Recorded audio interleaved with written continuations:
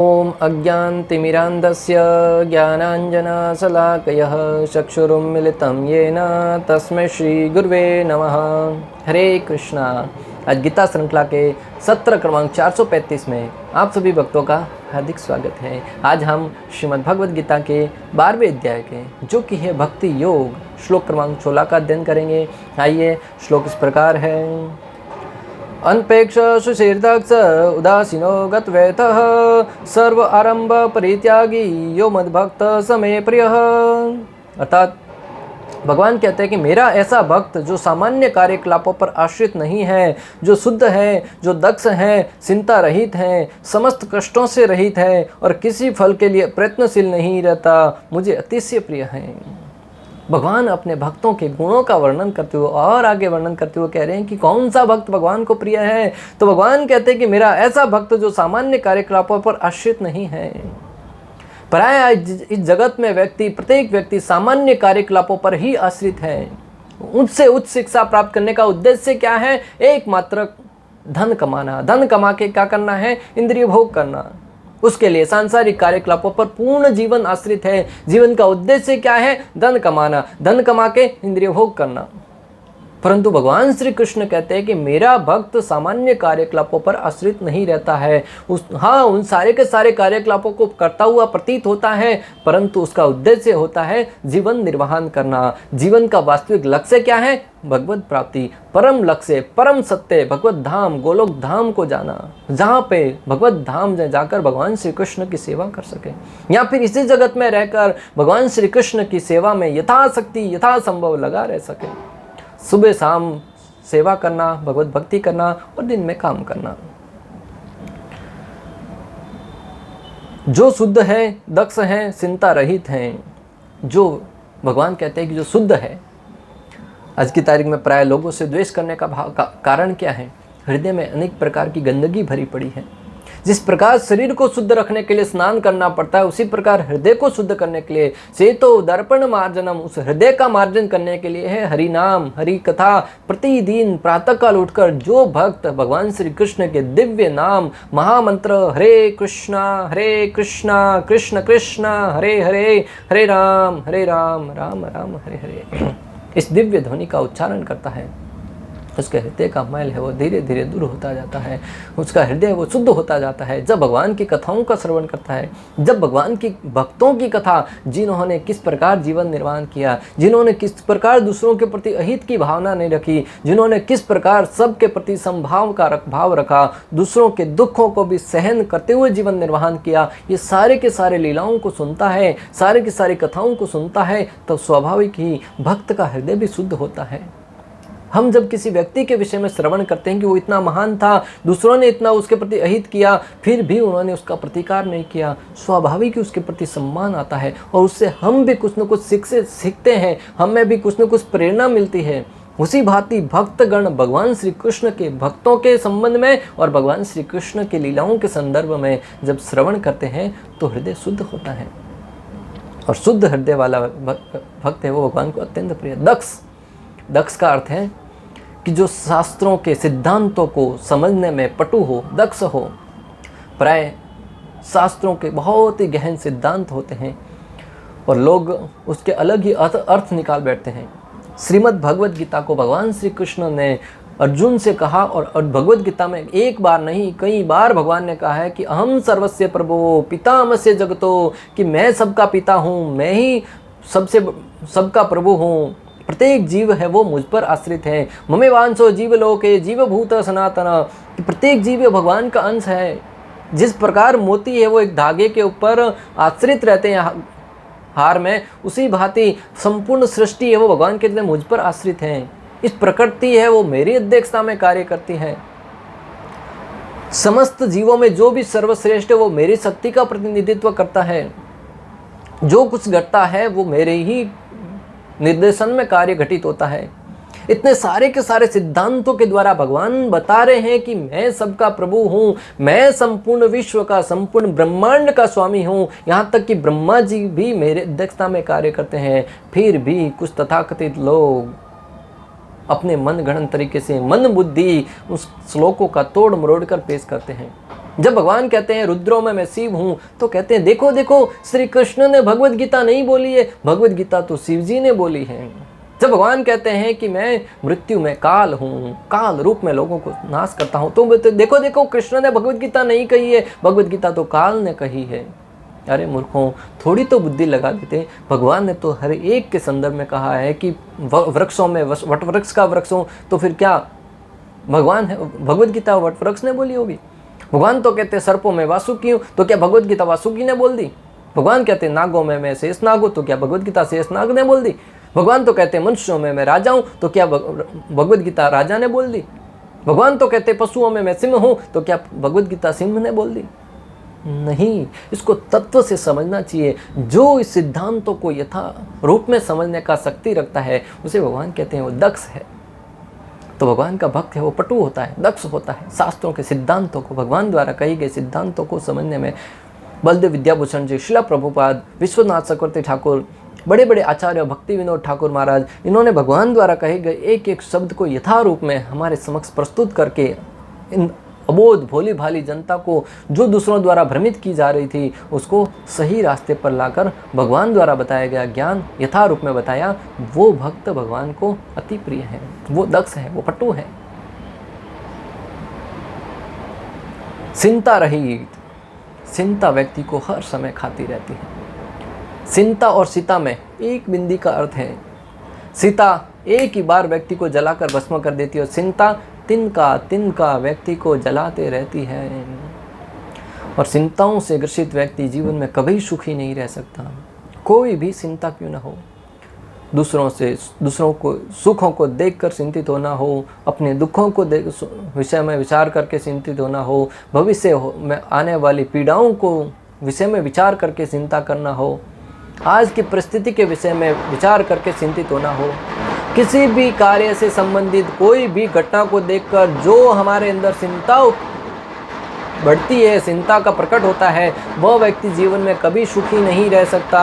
और आंतरिक चिंताएं विशेषकर से व्यक्ति को ज़्यादा सताती हैं। आंतरिक चिंता विशेषकर व्यक्ति को अत्यधिक पीड़ित करती है। आचार्यगण दृष्टांत देते हैं कि जिस प्रकार हमारे जूते में रहने वाला कंकड़ है वो ज़्यादा हानि पहुंचाता है बल्कि बाहर वाले कंकड़ से। बाहर जो कंकड़ है वो तो जूता पहनने के बाद उससे व्यक्ति को कोई हानि नहीं होने वाली, उसी भांति जिस व्यक्ति को बाहर के संकट हैं उससे कोई हानि नहीं होने वाली, परंतु हृदय के अंदर अनेक प्रकार के द्वंद्व चल रहे हैं, अनेक प्रकार की चिंताएं चल रही हैं, वो व्यक्ति को तिनका तिनका जलाती रहती हैं। वो उसी भांति है जिस प्रकार जूते के अंदर कोई कंकड़ फंस जाए, व्यक्ति एक पग भी आगे नहीं चल पाता है, उसका ध्यान हमेशा वहीं रहता है और वो अत्यधिक पीड़ा पहुँचाता रहता है। उसी भांति व्यक्ति है वो जो भक्त है वो चिंता मुक्त रहता है, चिंता रहित रहता है, वो भगवान को अत्यंत से प्रिय है। जो चिंता से मुक्त रहेगा वही तो अच्छे से भगवान की सेवा कर पाएगा। जो अपने दुखों से ऊपर नहीं उठ पाता फिर वो भगवान को क्या सुखी करेगा, भगवान की क्या सेवा करेगा। अर्जुन पहले हमें अपने दुखों से चिंतित था, मेरे संबंधी मारे जाएंगे, मेरे गुरुजन मारे जाएंगे, पितामह मारे जाएंगे, मैं उन अपने मित्रों को मारकर कौन सा सुख भोगूंगा, मैं हताश हो रहा हूँ, निराश हो रहा हूँ, दुखी हो रहा हूँ, मेरा गांडीव मेरे हाथ से सरक रहा है, मेरा मुख सूखा जा रहा है, मेरा शरीर कंपायमान हो रहा है। ऐसी अनेक प्रकार की चिंताओं से युक्त था। तब भगवान ने कहा तुम्हारा काम नहीं है युद्ध करना, तुम्हारा काम नहीं है मेरी सेवा करना। भगवान ने उसको उन चिंताओं से मुक्त कराया, भगवद गीता का ज्ञान प्रदान करे। उसके बाद अर्जुन जो सेवा करने के लिए तैयार हुआ ना, बोलते बोलो कृष्ण किसको मारना है, तब भगवान प्रसन्न हुए अर्जुन के ऊपर। उसी भांति आज का मनुष्य अनेक प्रकार की चिंताओं से युक्त है, दुखी है, हताश है, निराश है। उनको आवश्यकता है भगवद गीता रूपी ज्ञान की। जब भगवद गीता का ज्ञान श्रवण करेगा निश्चित रूप से उन चिंताओं को भगा देगा और अर्जुन की भांति युद्ध के लिए तैयार हो जाएगा।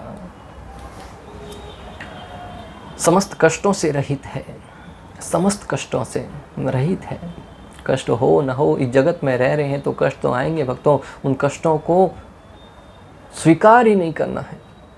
जो एक भक्ति का आवरण बना लेता है वो उन कष्टों को अनुभव नहीं कर पाता है। जीवन में इस दुखालयम, इस जगत को घोषणा कर दी दुखालयम अशाश्वत, यहाँ पे दुख ही दुख हैं। उन दुखों को नज़रअंदाज करते हुए जीवन की वास्तविक परम सिद्धि भगवत सेवा को प्राप्त करने के लिए प्रयासरत रहता है, वो भगवान को अति से प्रिय है। और किसी फल के लिए प्रयत्नशील नहीं रहता, मुझे अति सी प्रिय है। जो भी कार्य करता है अपना कर्तव्य समझ कर करता है। कर्मण्यवाधिकारस्ते माँ फले सुखदासन माँ कर्म फले तुर्भुर्मा ते संगो सत्व कर्मणि। कर्म करो परंतु फल की आशा से अप्लावित होकर नहीं। जो व्यक्ति फल की आशा से अपेक्षित रहता है वह भगवान को अति से प्रिय है। भक्त को धन दिया जा सकता है किंतु उसे धन अर्जित करने के लिए संघर्ष नहीं करना चाहिए। प्राप्त धन का प्रयोग भगवत कार्यों में करने, इंद्रिय तृप्ति में नहीं, जैसा कि यथार्थ लोग करते हैं। भगवान भक्त को धन प्राप्त होता है उसके कर्मों के अनुसार, उसके प्रयास के अनुसार, उसके कुंडली के अनुसार, परंतु वो भक्त है वो उस धन को प्राप्त करके अनेक प्रकार के भोगों में नहीं पड़ता। उस धन का प्रयोग भगवत सेवा में करता है, भगवत कार्यों में करता है। भगवत कृपा से यदि उसे स्वयं धन की प्राप्ति हो तो वह उद्विग्न नहीं होता, और अगर भगवत कृपा से उसे स्वतः ही धन प्राप्त हो जाए तो वो उद्विग्न नहीं होता है। दृष्टांत भक्तों, सुदामा जी का दृष्टांत, भगवान की कृपा से उसे बहुत बड़ा महल प्राप्त हुआ, बहुत बड़ा ऐश्वर्य प्राप्त हुआ, परंतु सुदामा जी है वो यथा स्थिति में शांत रहे, वो उद्विग्न नहीं हुए।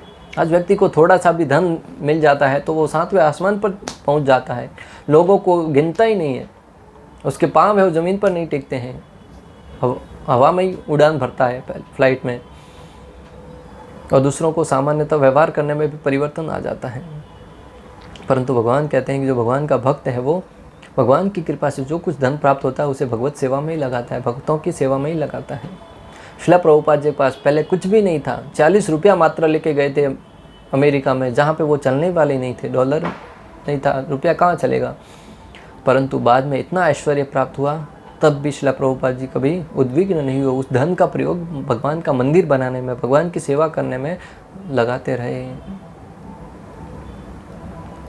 स्वाभाविक है कि भक्त दिन भर में 2 बार स्नान करता है और भक्ति के लिए प्रातःकाल जल्दी उठता है, इस प्रकार वह बाहर तथा भीतर से स्वच्छ रहता है। स्वाभाविक है कि भक्त है वो दिन भर में 2 बार स्नान करता है। कई लोग दिन में 1 बार भी नहीं करते हैं, परंतु भक्त प्रातःकाल स्नान करता है और शाम को घर लौटने के बाद भी स्नान करता है, और अपने शरीर को तो शुद्ध करता है, साथ ही साथ हृदय की भी, अंदर की भी शुद्धता का ध्यान रखता है। हरि नाम के द्वारा, हरि कथा के द्वारा हृदय के अंदर का भी शुद्धिकरण करता है और बाहर का भी। बाहर का, अपने कमरे का, सब जगह सफाई रखेंगे तो भक्ति के लिए भी वातावरण अनुकूल बनेगा। और भक्ति के लिए प्रातःकाल जल्दी उठता है, इस प्रकार वह बाहर तथा भीतर से स्वच्छ रहता है। और भक्ति के लिए प्रातःकाल जल्दी उठना भी बहुत महत्वपूर्ण है भक्तों। ब्रह्म मुहूर्त में जगना हमारे आध्यात्मिक जीवन को फलित करने में बहुत सहायता प्रदान करता है। आध्यात्मिक कार्य के लिए ब्रह्म मुहूर्त का समय लाभदायक होता है। भक्त सदैव दक्ष होता है क्योंकि वह जीवन के समस्त कार्यकलापों के सार को जानता है और प्रामाणिक शास्त्रों में दृढ़ विश्वास रखता है।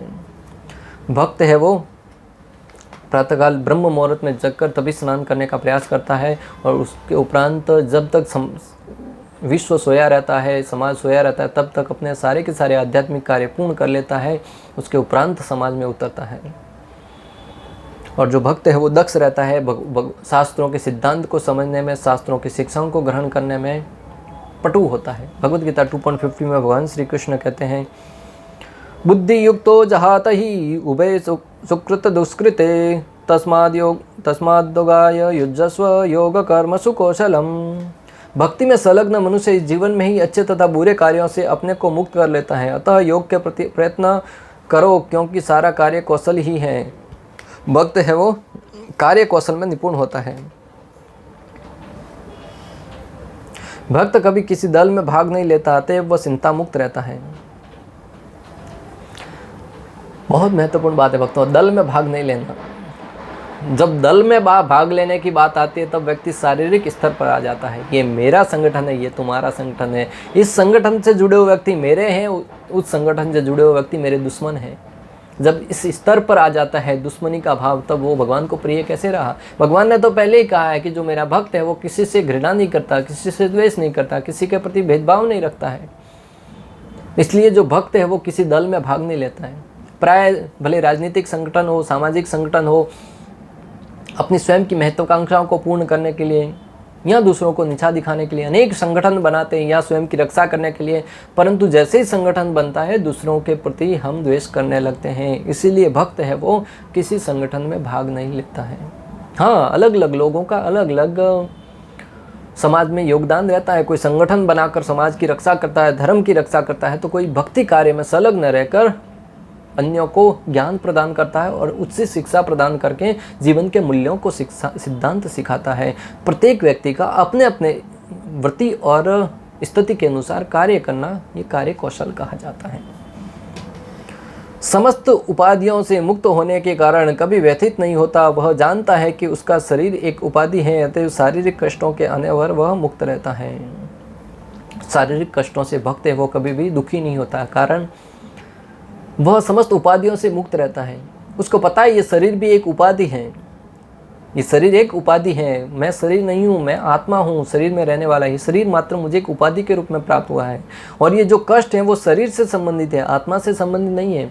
आत्मा है वो अजर अमर है, भगवान का अंश है, सच्चित और आनंदमय है, जिसका कभी नाश नहीं होता। न तो शस्त्रों द्वारा काटा जाता है, न जल द्वारा भिगोया जा सकता है, न अग्नि द्वारा जलाया जा सकता है, न शस्त्र अस्त्र द्वारा काटा जा सकता है। किसी प्रकार से कोई हानि नहीं पहुंचाई जा सकती।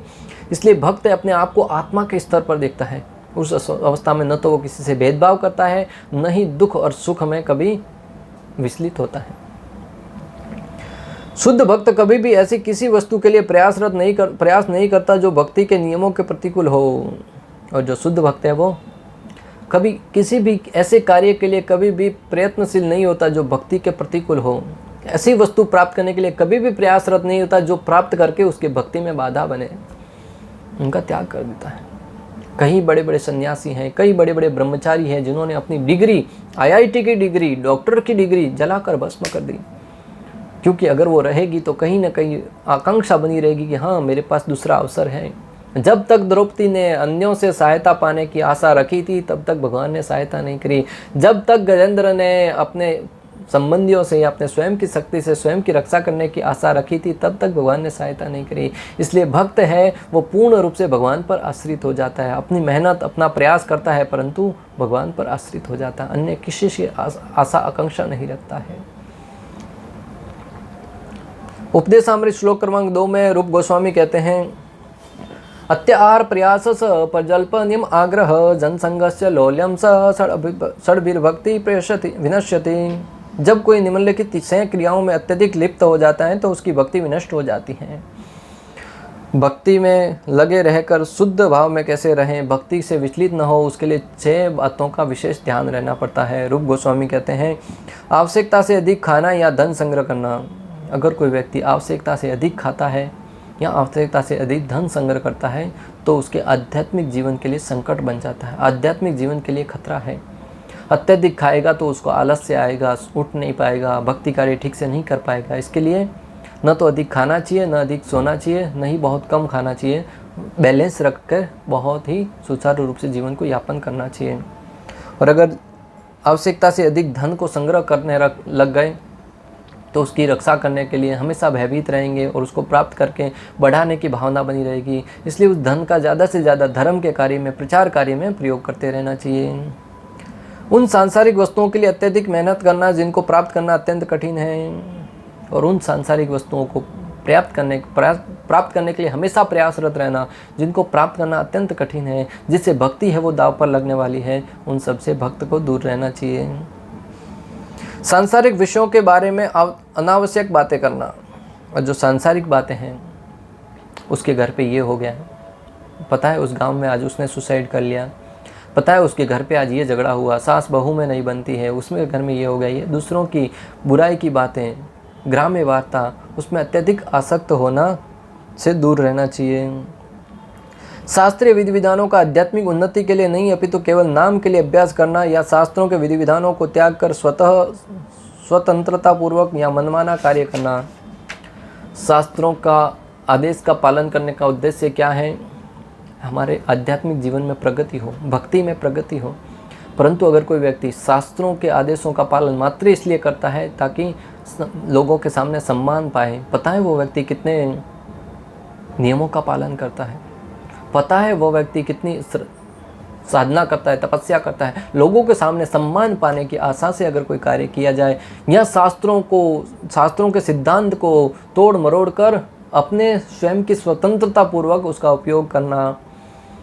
भगवद गीता में कुछ और कहा गया है, हम अपनी तरीके से उसको कुछ और ही तोड़ मरोड़ कर पेश करते हैं, उसे बचना चाहिए भक्त को। ऐसे सांसारिक प्रवृत्ति वाले व्यक्तियों की संगति करना जो कृष्ण भावनामृत में रुचि नहीं रखते हैं, और ऐसे सांसारिक व्यक्तियों की संगति करना जो कृष्ण भावनामृत में रुचि नहीं रखते हैं, जो मात्र सांसारिक भोग के विषय में ही, संदर्भ में ही बातें करते रहते हैं, उन लोगों से दूरी बना के रखना चाहिए। सांसारिक उपलब्धियों के लिए लालायित रहना और सांसारिक उपलब्धियों के लिए लालायित रहना, ये भी हमारे जीवन को हानि पहुंचाने वाला है, विशेष रूप से आध्यात्मिक जीवन को। एक भक्त को चाहिए कि सांसारिक उपलब्धियों से दूर रहे। हाँ, अगर हमारी मेहनत से, हमारे प्रयास से स्वतः प्राप्त होती है, भगवत कृपा समझ के उसको स्वीकार करें और उसको कृष्ण भावनामृत के प्रचार में उपयोग करें। कैसे? मान लीजिए कोई व्यक्ति IAS बन गया, अगर IAS बन के वो भक्ति कार्यों का प्रचार करे तो जो पहले 10 लोग भी उसकी बात नहीं सुनते थे, अभी हजारों लोग उसकी बात सुनेंगे। क्यों? उसके पास पद है, कोई वीडियो है। जिसने पद प्राप्त किया है वो व्यक्ति अच्छे से भक्ति का प्रचार कर सकता है। IIT में जिसने डिग्री प्राप्त करी है, जो डॉक्टर्स है, जो न्यायाधीश है, जो जज है, या जिसने पास भी पद प्रतिष्ठा है, वो अच्छे से कृष्ण भक्ति का प्रचार कर सकता है। भक्ति विनोद ठाकुर जज होते हुए भी कृष्ण भक्ति का प्रचार करते थे। रूप गोस्वामी, सनातन गोस्वामी प्रधानमंत्री होते हुए भी कृष्ण भक्ति में लगे, संपूर्ण तरीके से उसको त्याग कर। ये सारे के सारे जो हमारे पास पद है, जो भी हमारी उपलब्धियां है, भौतिक उपलब्धियां, उसको कृष्ण भावनामृत के लिए उपयोग करें तब तो अच्छी बात है। परंतु उन भौतिक उपलब्धियों के लिए लालायित रहकर, उसमें ही पड़ा रहकर, उसके आमोद प्रमोद में लग कर अपने आध्यात्मिक जीवन को नष्ट करने का प्रयास करेंगे तो वो आपके आध्यात्मिक जीवन को फलित नहीं होने देगा। इसलिए इन सारे के सारे कार्यों से एक भक्त को चाहिए कि दूरी बना के रखे और अपने जीवन को सफल बनाने के लिए हमेशा प्रयासरत रहे। इस प्रकार श्लोक क्रमांक 16 का भक्ति वेदांत तात्पर्य पूर्ण हुआ। अंत तक हमारे साथ बने रहने के लिए आप सभी का हृदयपूर्वक, प्रेम पूर्वक बहुत बहुत धन्यवाद। शिला प्रभुपाद की जय, श्री श्री राधा गोपीनाथ भगवान की जय, श्रीमद् भगवद गीता की जय। हरे कृष्णा कृष्ण कृष्ण हरे हरे, हरे राम राम राम हरे हरे।